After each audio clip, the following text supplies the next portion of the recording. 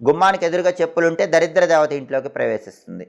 రాత్రి సమయంలో కొంతమంది ఆడవాళ్ళు గాజులు తీసేసి నిద్రపోతూ ఉంటారు, చెవి కమ్మలు తీసేసి నిద్రపోతూ ఉంటారు. అలా చేయకూడదు. రాత్రి సమయంలో ఆడవాళ్ళు గాజులు కానీ చెవి కమ్మలు కానీ తీయకూడదు. అలాగే ఇంటి ఆవరణలో మొక్కలకి వాడిపోయిన ఆకులు ఉండకూడదు. మొక్కలకు వాడిపోయిన ఆకులు ఉంటే ఇంట్లో నెగిటివ్ ఎనర్జీ ఉంటుంది. అలాగే అటక మీద పాత వస్తువులు ఎక్కువ రోజులు ఉండకూడదు. పాత వస్తువులు ఎప్పటికప్పుడు తీసేసి చక్కగా ఇల్లంతా కూడా నీట్గా పెట్టుకుంటూ ఉండాలి. అలాగే ఇంట్లో గోడలకి చీలికలు లేకుండా చూసుకోవాలి. పెయింటింగ్ రాలిపోకుండా చూసుకోవాలి. ఎక్కడైనా ఇంట్లో తరచుగా గోడలకి చీలికలు ఉన్నా, పెయింటింగ్ రాలిపోతున్నా నెగిటివ్ ఎనర్జీ ఉన్నట్లు అర్థం చేసుకోవాలి. అదృష్టం తొందరగా కలిసి రాదు.